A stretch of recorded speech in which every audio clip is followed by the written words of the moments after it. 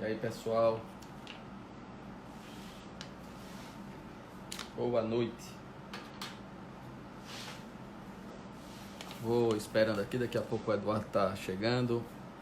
E aí a gente vai poder bater um papo, né, sobre todas essas questões que a gente tem vivido no nosso constitucionalismo. Tô vendo aqui já o querido Carlos Genier, o pessoal entrando. Deixa eu ver aqui se eu acho o Eduardo, para eu poder dar o ok aqui.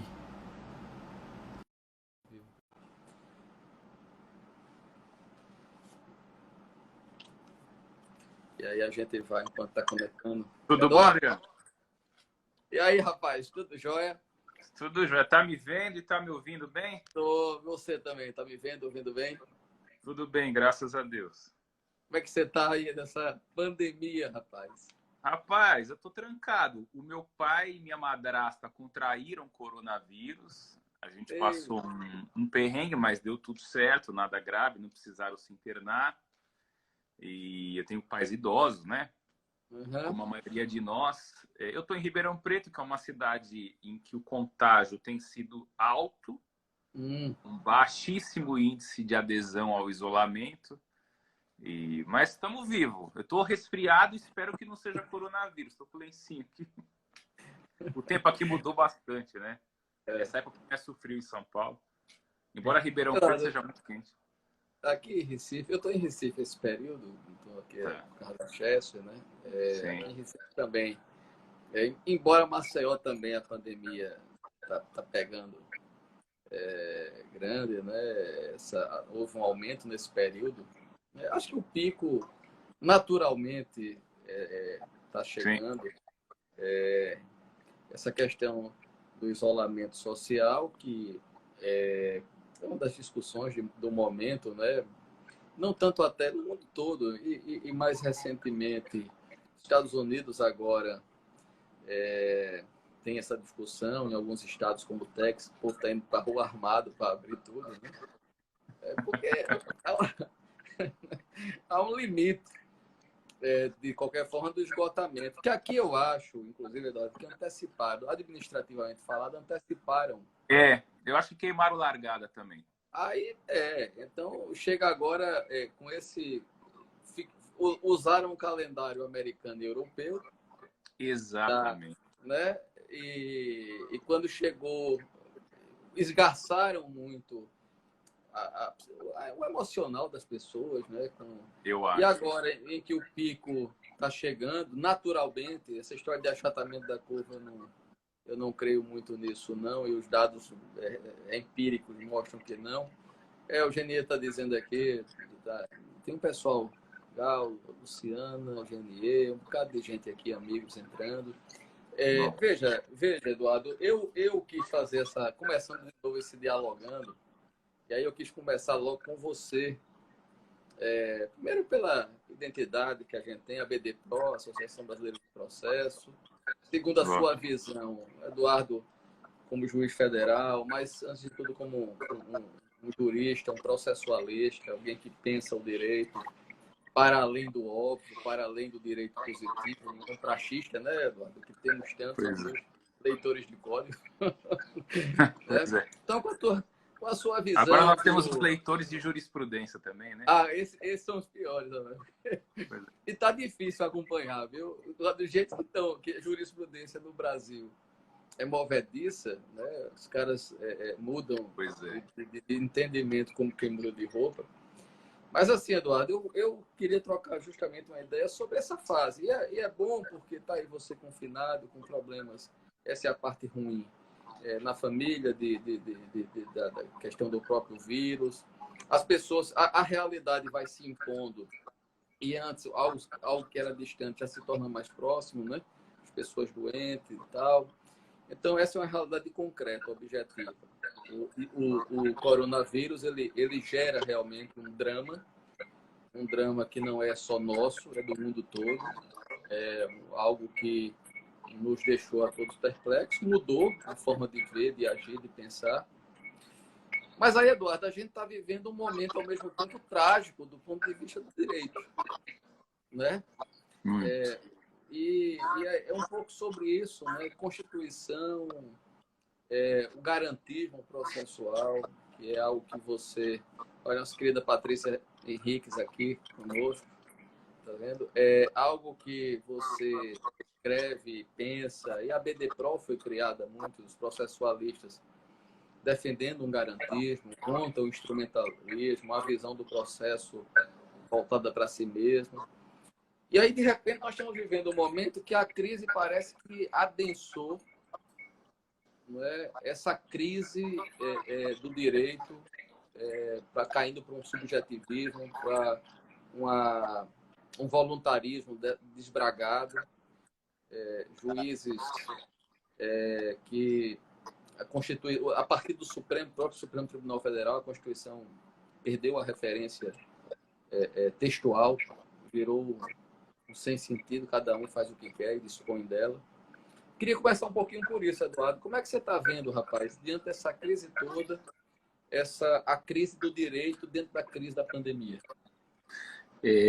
Eu vou fazer um caminho inverso. Eu vou começar a construir aqui a nossa discussão usando como exemplo essa recentíssima ação popular ajuizada na Justiça Federal da Terceira Região, que pretendeu um provimento que compelisse o presidente da República a apresentar os seus exames médicos. Eu acho que esse exemplo ele vai nos permitir alguns ganchos para entender o contexto trágico dentro do qual nós, operadores do direito, estamos inseridos. E eu uso esse exemplo porque eu participo de grupos de juízes e tenho ouvido. Eu sempre brinco que virei garantista depois que virei juiz, porque eu tomo café da tarde com todos eles. Eu já participei de órgãos colegiados e já tive ao pé do ouvido comentários, os verdadeiros motivos determinantes que não vinham à tona naqueles votos que eram proferidos. E já ouvi de alguns juízes que viraram garantistas depois que se tornaram juízes. É o caso, por exemplo, do nosso querido Alexandre Freitas Câmara, que é desembargador do TJ do Rio pelo 5º Constitucional. E esse caso é interessante porque eu fui perquirir pelos fundamentos que foram utilizados na petição inicial e qual foi a minha surpresa quando eu percebi que por trás de um amontoado de slogans, de frases de efeito, de construções retóricas fofas, não era extraível nenhuma norma jurídica. O que eu quero dizer com isso? É impossível identificar qual é a hipótese de incidência e qual é a respectiva consequência jurídica por força da qual se impute ao presidente da República o dever de declinar ao público todos os vírus que já contraiu e, porventura, aqueles que tenha contraído e esteja portando atualmente. Então, assim, eu comecei a me impressionar porque, fundamentalmente, não havia nenhuma norma jurídica. Eu vou usar aqui norma jurídica como sinônimo de regra jurídica, em homenagem a você, que tem sido um dos heróis contra a apologia da normatividade dos princípios. Então, como é possível se impingir ao chefe máximo de Estado e governo da nação um dever deste quilate sem uma hipótese de incidência e uma consequência jurídica bem delimitadas por uma regra legal ou constitucional expressa. E veja como esse pedido não tem nenhum sentido. Ele teria algum sentido se Só fosse, por constranger. exemplo... Oi? Só constranger. Pois É um é. sentido político. É um sentido de constrangimento moral punitivo alimentado por um certo ranço, não menos ideológico. Haveria algum sentido, por exemplo, se tratasse de um pedido cautelar antecedente de exibição de documentos, com o objetivo de, resguardando a prova documental, se é que já não foi rasgada pelo presidente, avaliar se é temerário ou não o ajuizamento de uma futura ação para que se retire, por exemplo, o presidente eventualmente contaminado de circulação. Ou, se houve a prática do crime, salvo engano do artigo 268 do Código Penal, haveria aí, por exemplo, uma produção antecipada de prova criminal antecedente a um eventual inquérito. Desculpa, Eduardo. Lúcio Graça, tem uma turma boa aqui conosco. Que bom. Então faria sentido, por exemplo, se fosse objeto de um pedido de produção de prova antecipada criminal, há um inquérito policial a se instaurar perante o Supremo Tribunal Federal para apuração de prática de crime comum pelo presidente da República, desde que, obviamente, esse pedido fosse formulado pelo Procurador-Geral da República. Então, nós estamos vendo neste pequeno exemplo uma amostragem da absoluta captura do direito por uma moral de valia absolutamente questionável. E vejam, se o presidente disser o seguinte, eu rasguei, eu faço o mesmo, quando eu recebo algum exame, tá tudo ok, eu rasgo. Aí vai ter que ser oficial laboratório para extrair a duplicata dos exames, enfim. Então, isso mostra um pouco o estado de malemolência do sistema de direito naquilo que concerne a sua normatividade. Deve ser muito difícil para um sociólogo hoje do direito identificar se o direito ainda é um sistema e se é um sistema, se o seu repertório é exclusivamente normativo e se não é, o que mais entra dentro desse saco, né? Então, o problema começa por aí. Isso sem falar que nós estamos adentrando cada vez mais para além de um Estado democrático parlamentar de direito legislado, um Estado aristocrático tribunalício de direito jurisprudencial. Isso aí é um componente a mais, além das crises metodológicas por que passamos. Você é a pessoa mais versada aqui para falar sobre essas coisas, né? Eu só dei alguns exemplos dentre tantos. Além, óbvio. Mas veja, dentro desse exemplo que você pegou, há outros. E pegando esse gancho seu. Veja, eu comentei na rede social, aqui, por exemplo, em Recife, o Ministério Público entrou com a ação civil pública ontem. Acho até que eu te passei cópia, se não me engano. É do Breno Duarte, eu li a decisão. decisão. Muito bem fundamentada. Mas veja, o Ministério Público vai propor uma ação. O texto da ação civil pública não tem mais nada de direito ali. Quer dizer, é uma peça política com citações de jornal, com uma referência à OMS, praticamente, e no final pedindo lockdown. E com uma série de pedidos, os mais extensos, mais... Bom, o juiz, o Breno, que negou a liminar e com a fundamentação muito bem feita, e basicamente isso, autocontenção. Autocontenção que o juiz, por exemplo, lá no Maranhão não teve. E o cara vai e liminarmente aplica lá o lockdown em alguma cidade do Maranhão. Aí, veja, dentro disso, de novo, aí vem o ponto. Onde a norma jurídica, onde o ordenamento jurídico como referência. É isso que é espantoso. Onde a Constituição outorga ao juiz esse poder. Veja, e constrange, por outro lado, o administrador público Aí vem Brasília, o governador vai e decreta eventualmente uma paralisação da atividade econômica, uma redução da atividade econômica. Quando ele, pelos fundamentos lá que tem, administrativamente, decide com base no entendimento político e técnicos também que subsidiam abrir a atividade econômica, vem um juiz também liminarmente nega.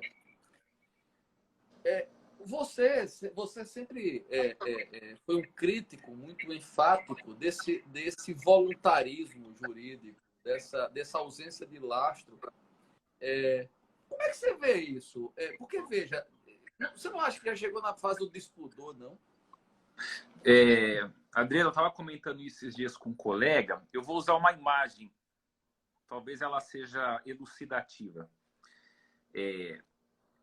Se eu fosse descrever essa fenomenologia, eu diria o seguinte: nós estamos vivendo uma fase em que a ciência da jurisdição se comporta como um buraco negro. Então, o que a ciência da jurisdição tem feito?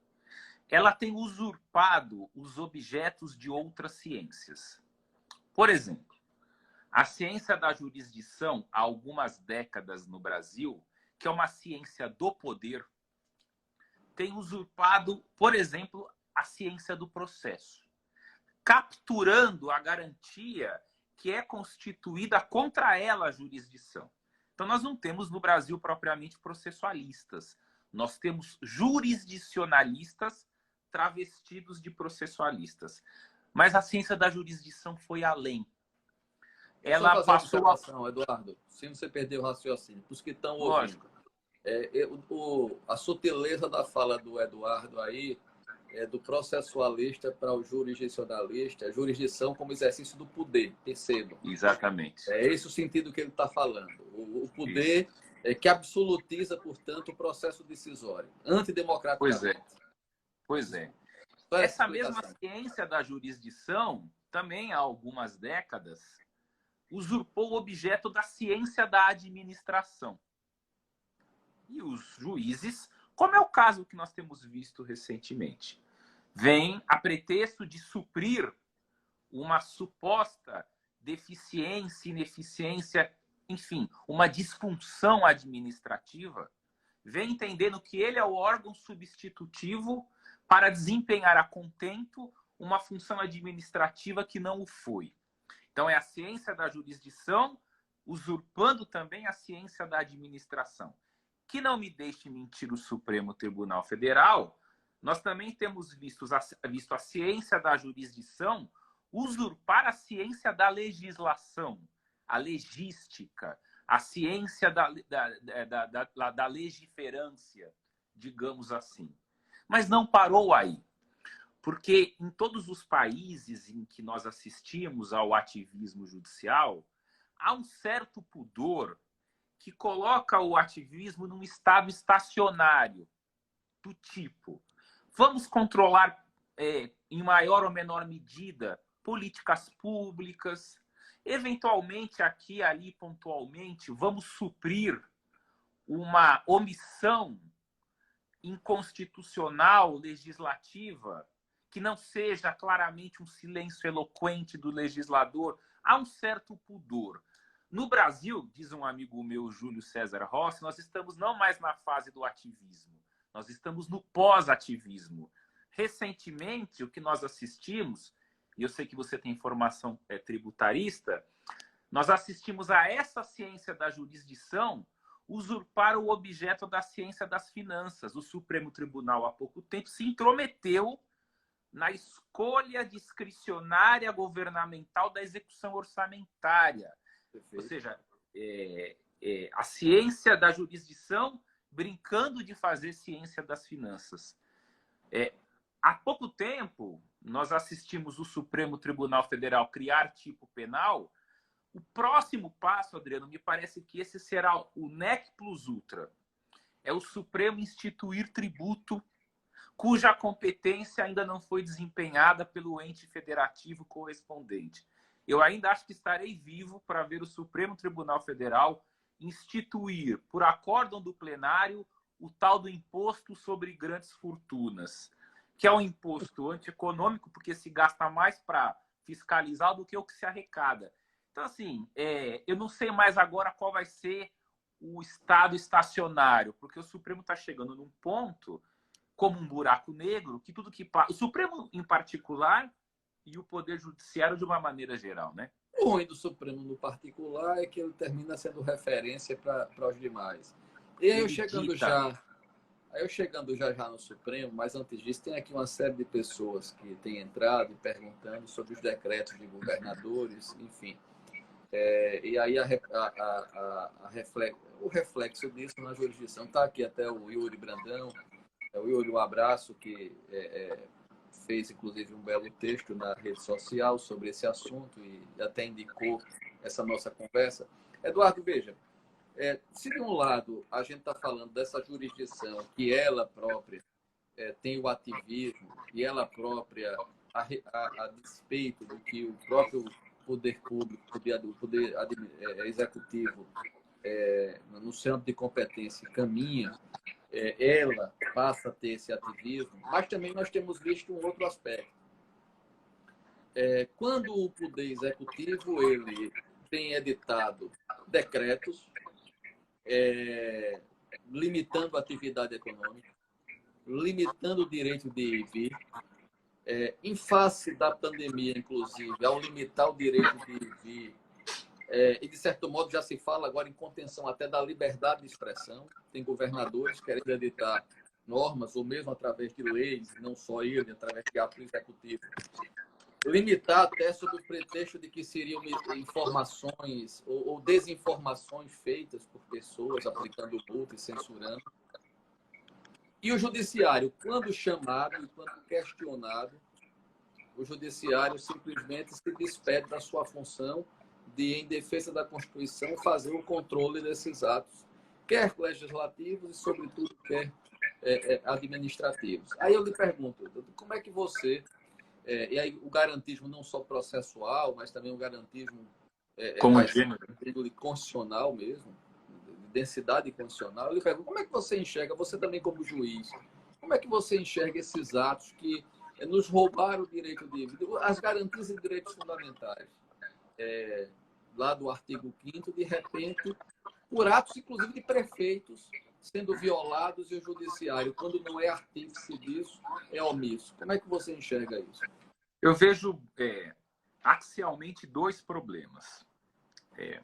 Para além da incompetência administrativa desses chefes de governo locais para, por meio de decreto, restringirem,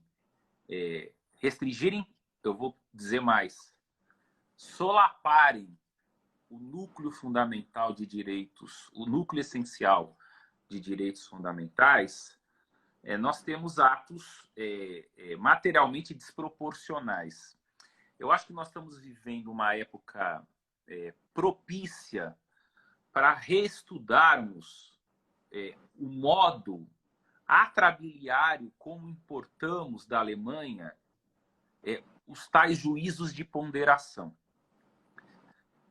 Porque o que eu tenho percebido, para além da incompetência administrativa desses chefes de governo locais, para, por decreto, fazerem o que fazem, é a desproporcionalidade de ordinário do conteúdo desses atos.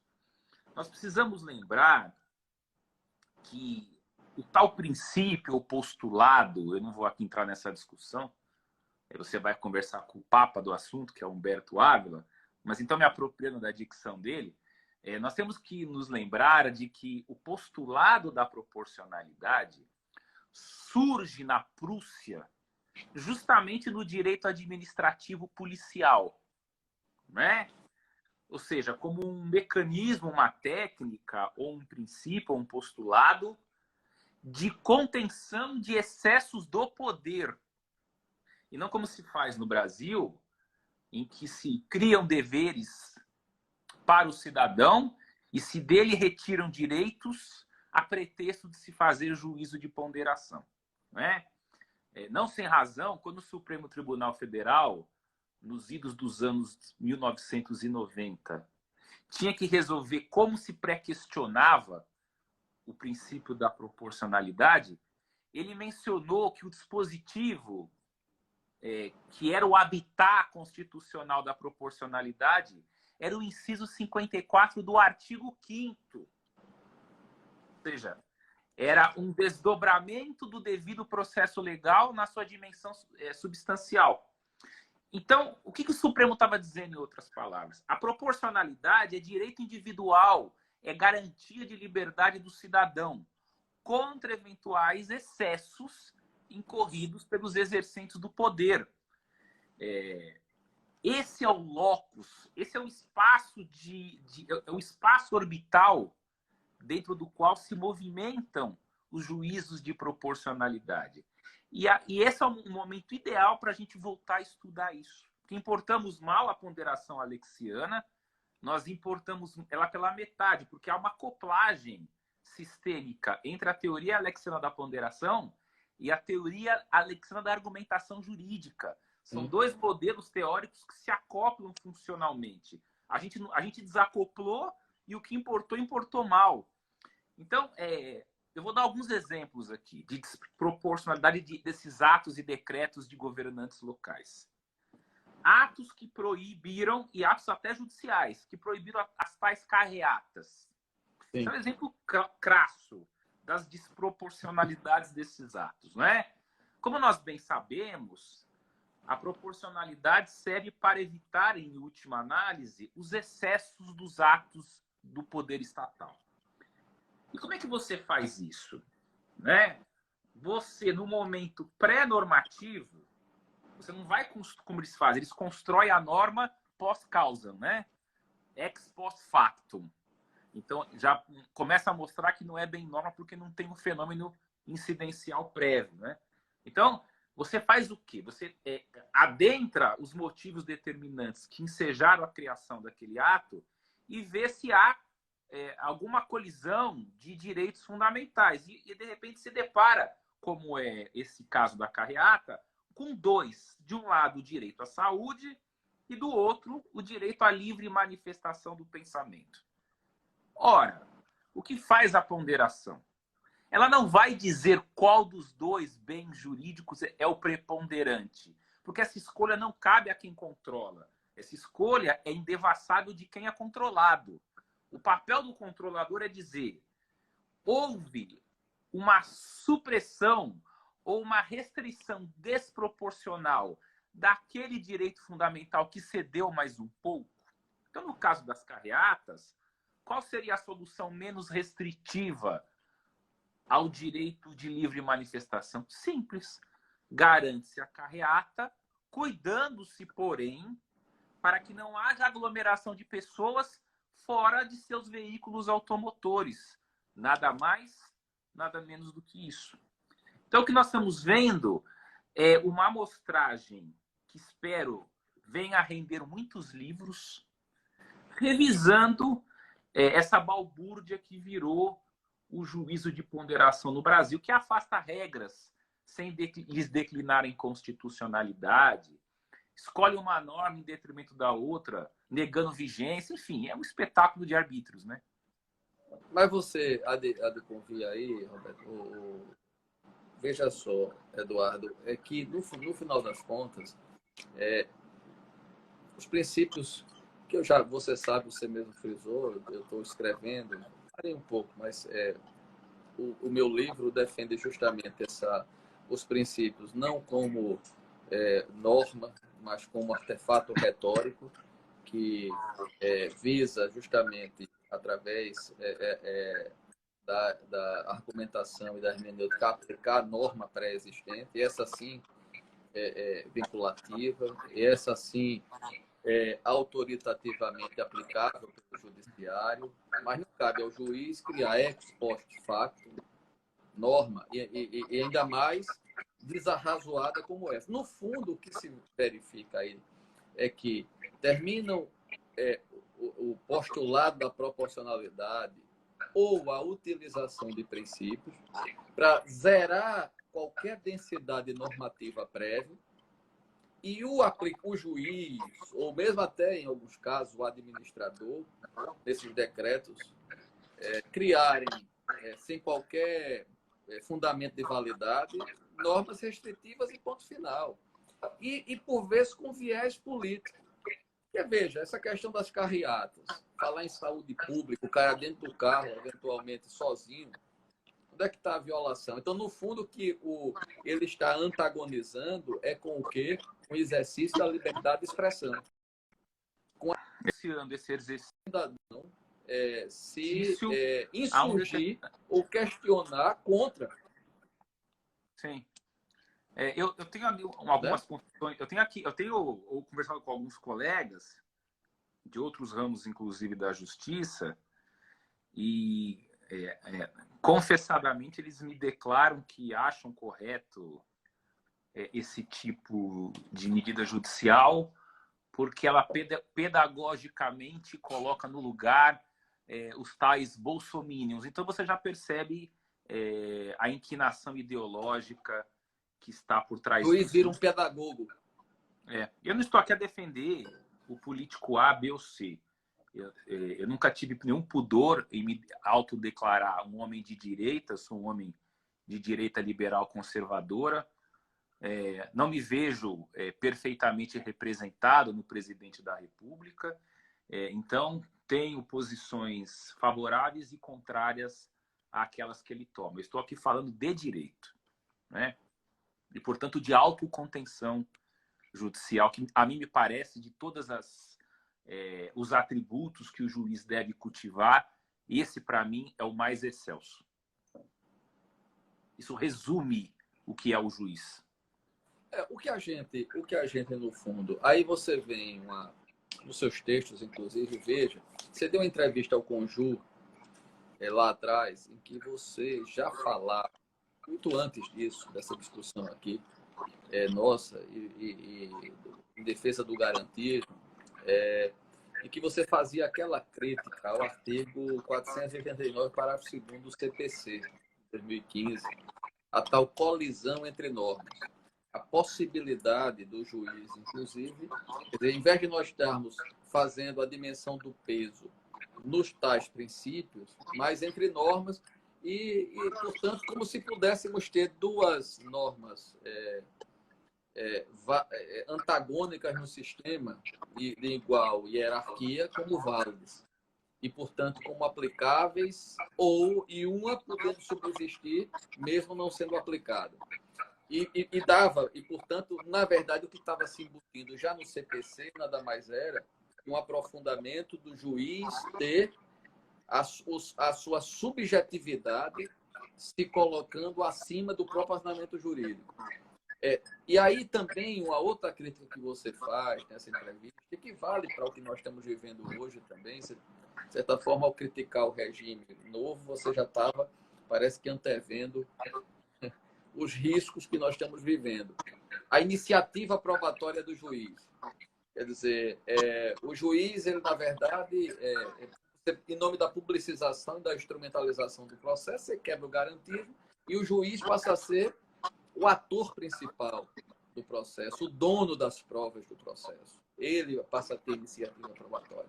Então, no fundo, aí, é como se a gente tivesse, Eduardo, tanto no CPC de 2015 e com a pandemia agora, o ativismo judicial ele passa, de fato, a quebrar as raízes de qualquer garantismo.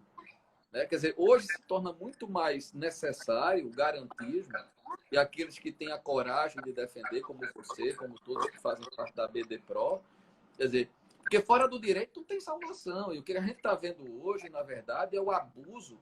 E aí chegamos no Supremo, como, na verdade, o grande protagonista desse abuso. Aí, veja, atos do Poder Executivo. Esqueçamos Bolsonaro, esqueçamos quem é o presidente, ou o que for. O Supremo Tribunal Federal chega e diz, olha, um ministro sozinho, em ato seu, monocrático, diz, suspende aí a nomeação de um ministro. Já foi com o Lula antes. Foi com o agora Temer. Com um delegado da Polícia Federal, um diretor-geral. Aí vem o juiz citando esta decisão em primeira instância e determina a suspensão da nomeação do INCRA, do cara, antes já um da Fundação Palmares, porque o negro que ia assumir a Fundação Palmares ideologicamente não era de esquerda. Ou seja, nós passamos a ter um judiciário, no momento de crise, ele também como indutor da crise, não como um poder moderador. E aí, veja, afinal, o Supremo Tribunal Federal ele é garantidor da Constituição ou ele é um poder superior aos demais? E, portanto, não existimos hoje harmonização entre poderes. E o Supremo ele tem esse papel, na verdade, de reescrever a Constituição como queira. Como Eduardo, que a gente, dentro do judiciário, você como juiz, você enxerga essa atuação, por exemplo, do Supremo como garantidor da Constituição e nessas invasões dos atos de atribuições de outro poder? Veja, eu comecei, Adriano, dizendo para você que nós estamos assistindo a uma migração branda, tênue, silenciosa, mas contínua, de um Estado democrático, parlamentar, de direito legislado, para um Estado aristocrático tribunalício de direito jurisprudencial. E esse tribunalício não se refere a todo e qualquer tribunal, mas às mal chamadas Cortes Supremas. O que esse tipo de Estado, que tem graçado na prática o arrepio do texto constitucional, o que ele traz de atributos? Né? Em primeiro lugar, ele rompe com a lógica democrático-eleitoral do sistema. E é bom que você é um eleitoralista, e você começa a entender o seguinte, a impressão que me dá. A impressão que eu tenho é de que um determinado grupo da vanguarda neo-iluminista progressista se cansou de jogar o jogo democrático na ágora parlamentar. Porque se apercebeu de que, aparelhando-se os tribunais superiores, por algumas técnicas de subversão hermenêuticas, conseguem reformar, quando não revolucionar, todo o sistema de direito positivo, logrando conquistas daquilo que entendem como liberdades civis, ao arrepio de meios legislativos.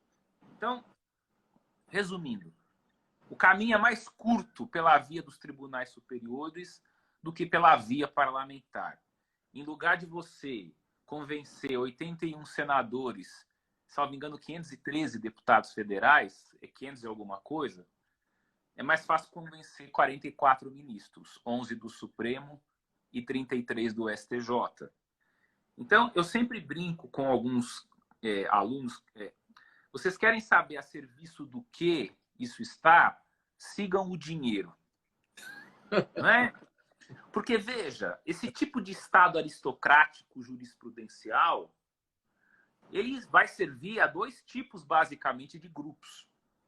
De um lado, essa vanguarda progressista que se cansou do jogo parlamentar e que entendeu que é mais curto o caminho judicial. E, por outro lado, grupos econômicos que também não conseguem relativizar os ônus e pesos que recaem sobre a sua atividade econômica na via parlamentar. Então, determinados grupos, às vezes, querem flexibilizar as regras de proteção ao consumidor.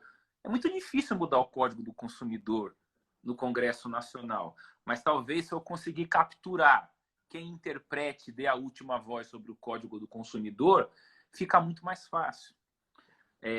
O problema desse tipo de Estado aristocrático jurisprudencial é porque ele é instrumentalmente neutro. Pau que bate em Chico, bate em Francisco. E se hoje há um ativismo judicial serviente, por exemplo, às pautas ideológicas da chamada nova esquerda, e eu não tenho a menor dúvida de que isso aconteça, nós podemos ter, eventualmente, no futuro, um ativismo judicial do bem de direita, que é tão deletério quanto. Eu sempre brinco dizendo o seguinte: nada melhor do que uma liberdade civil reconhecida na esfera legislativa, é demorada, mas é perene, do que uma conquista de liberdade civil pela via judicial. Porque para apagá-la é simples, basta o tribunal mudar de entendimento. Aliás, essa é a crise hoje nos Estados Unidos. O grande centro da crise que dos republicanos e democratas é justamente a mudança da maioria da Suprema Corte. Pois é. Porque, né, ao longo dos anos, muito dos direitos civis, ou da nova esquerda americana, os democratas, que cada vez mais foram com a esquerda extremada, ideologicamente. Mas o que acontece? Os democratas eles sempre interferiam, ainda que minoritariamente, tendo uma maioria na Suprema Corte e nos circuitos, que correspondem aos tribunais, né? Sim. Então, quando o Trump assume, o que é que ele faz? Ele tem essa percepção clara e ele começa a mudar as composições dos circuitos e da Suprema Corte, que teve a oportunidade de nomear 2 ministros.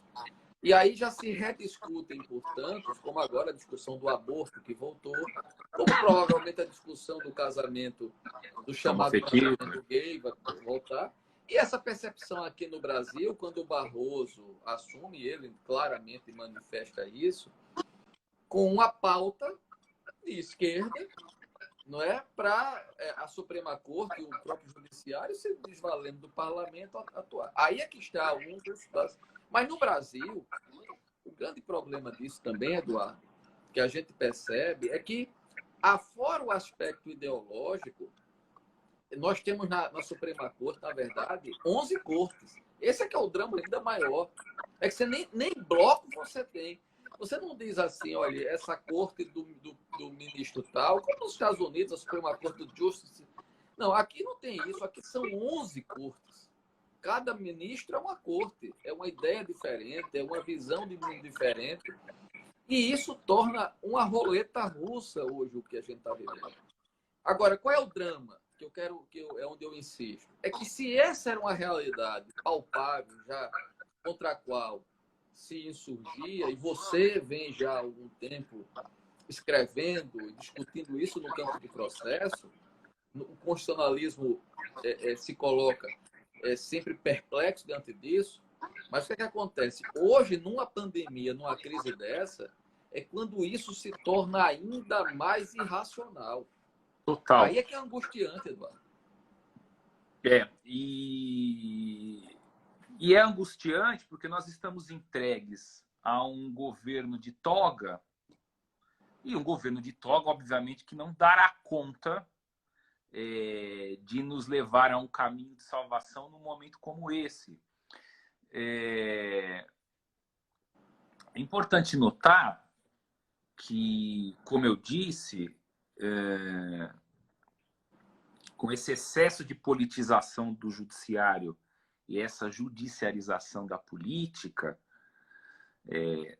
para além da mudança de eixo do poder, nós temos uma crise de senso comum. Porque se nós não temos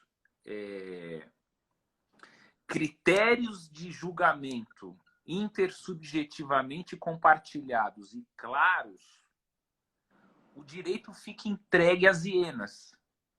E aí ele vai sofrendo capturas ad hoc. Uma hora é a moral que captura o direito. E a pergunta é, a moral é uma realidade externa objetiva? Se eu sou alvo de uma decisão fundada na moral e eu não compartilho da mesma moral invocada por quem está me julgando, como é que eu posso impugnar essa decisão de maneira objetiva, racional? Por vezes, o direito é capturado pela economia, não é? E a gente sabe que existem 1000 critérios, mesmo dentro do Law and Economics, critérios de valia e de decisão ótima, né? Existem 1000 correntes entre si, que degladiando-se.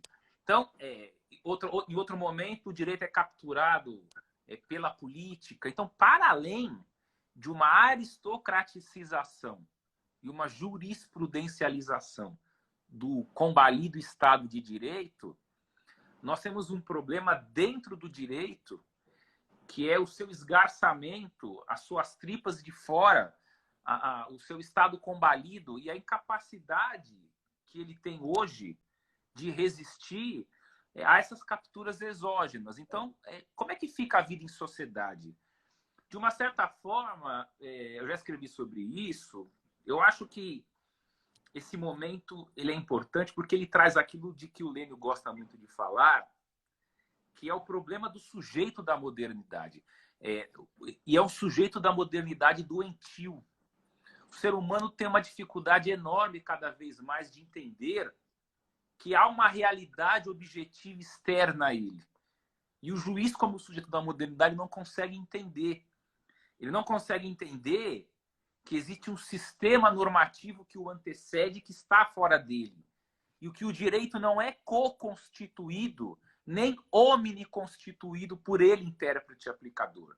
Há uma dificuldade terrível, por exemplo, no direito processual e no direito constitucional quanto a isso. Eu vou dar alguns exemplos aqui. O juiz não consegue entender que fora dele há uma realidade chamada direito, que independe dele.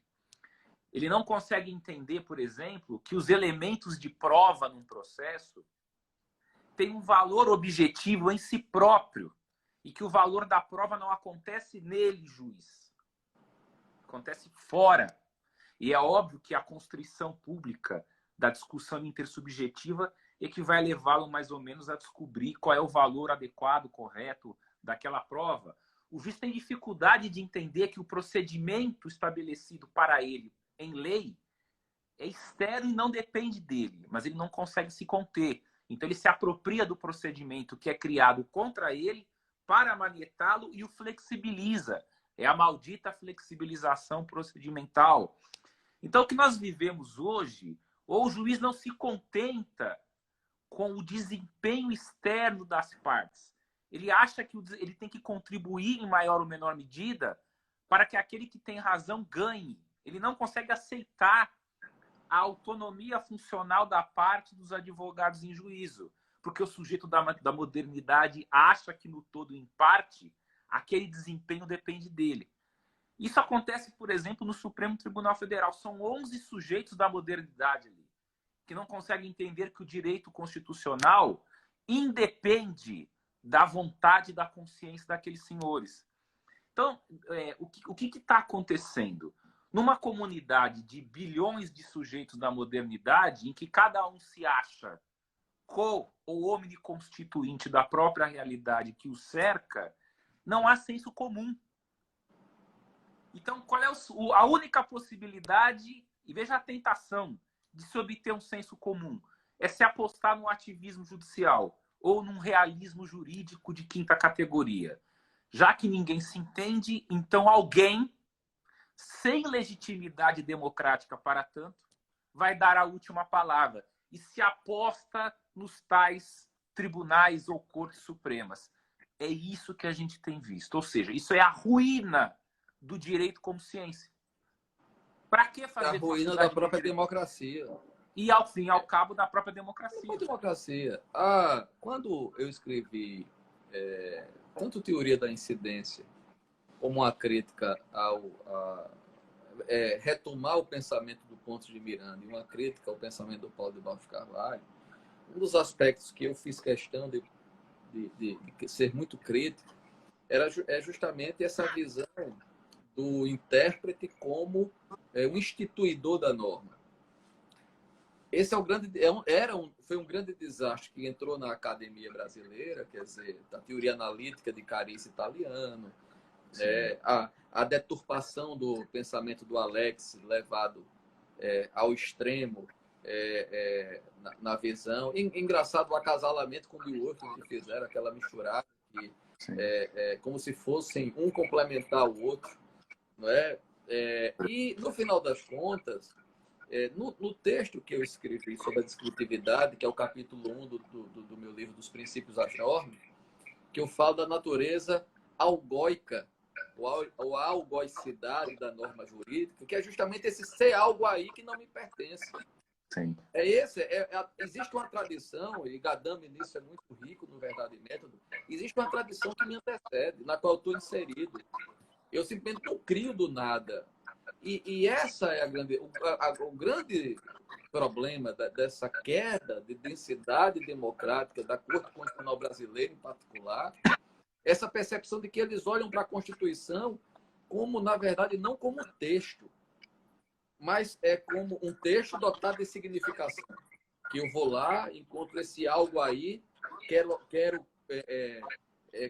portanto, compreender esse algo que se põe para mim, que me antecede, mas sim como, na verdade, um suporte físico, sinais gráficos, sem conteúdo algum, que eu vou e ponho o que eu quero lá dentro. E é por essa razão que eu vejo, por exemplo, o ministro Celso de Mello, quando vai dar discussão de gênero, de criar um tipo penal analogicamente. Racismo virar discriminação também no campo sexual, e utilizando o Judith Butler para... Então, veja ou seja, nós chegamos a esse nível de criacionismo. É o tal solipsismo, né?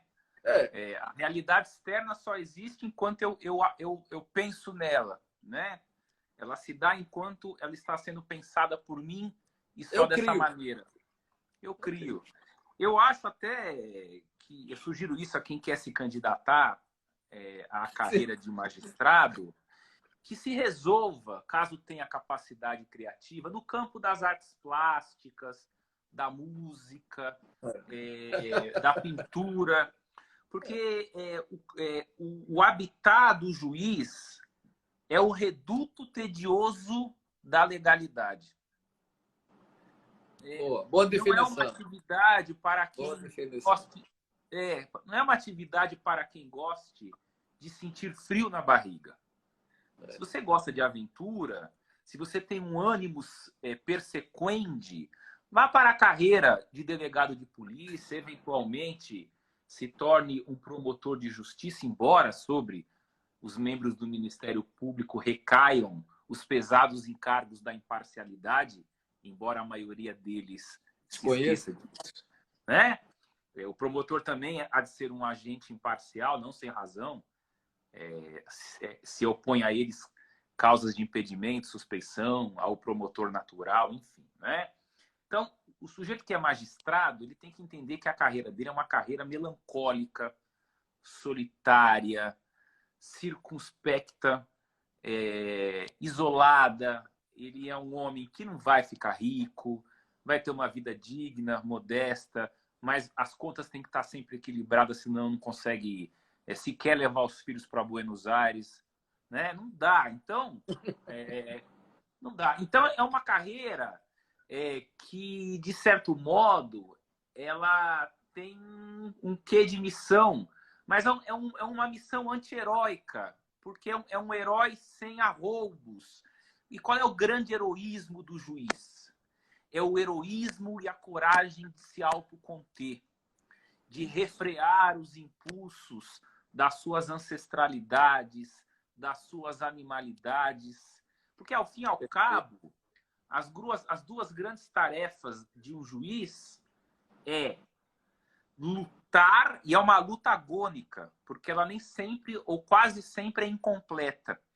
É a luta agônica de se manter imparcial, o que não é pouco, e a luta de não criar conteúdos semânticos que já não estejam contemplados antes em textos de direito positivo, aprovados por representantes democraticamente eleitos pelo povo. Ou seja, são as virtudes da imparcialidade. Essa palavra virtude eu vou colocar entre aspas, porque dá a impressão de que isso é um atributo moral quase divinal. Não. São esforços humanos. Porque, ao fim e ao cabo, Adriano, a luta pela imparcialidade e a luta pela não criatividade, nesse sentido de não criar norma não contemplada previamente em texto, essa é uma luta de autocontenção, e a autocontenção é a própria luta da civilização contra a barbárie. Então, ao fim e ao cabo, o que nós estamos vivendo é um abandono pela via judicial do Estado civil lockeano para o Estado de natureza robesiano. Então, justamente porque aqueles que são o pilar democrático da autocontenção que garante a não contenção necessária e imprescindível aos outros dois poderes, essa não existe mais. E quando isso rui, o sistema todo rui junto. Por isso que atualmente, na Suprema Corte Americana, a palavra mais repetida nos acórdãos, há um estudo sobre isso, é a palavra self-restraint. Porque eles já viveram os malogros e os dissabores de um ativismo judicial. Ô, Eduardo, essa é a palavra realmente do momento, hoje na Suprema Corte, para loucura dos democratas, do Partido Democrata. Eduardo, nós estamos chegando ao final. Eu queria dizer a todos que estão nos acompanhando, eu vi aqui várias perguntas, e eu, na verdade, eu quero agradecer muito a todos que participaram. Eu não fiz as perguntas aqui, embora Eduardo depois vai fazer o favor de dar uma lida, ou que ele puder dar uma resposta rápida, ele fará isso, para não quebrar o discurso, a conversa, e deixar o Eduardo falar ao máximo. A ideia do dialogando, na verdade, é essa. É a gente ouvir, eu buscar apenas provocar esses interlocutores, um cara como o Eduardo, que é bom de ouvir, é bom de pensar com ele, permitir que ele nos provoque a reflexão. E, Eduardo, para encerrar, então, a gente tem 4 minutos, eu vou fazer a provocação só. Tudo que você falou, inclusive agora, você já terminou respondendo de certa medida, mas eu devo levar a imparcialidade a sério? Muito a sério.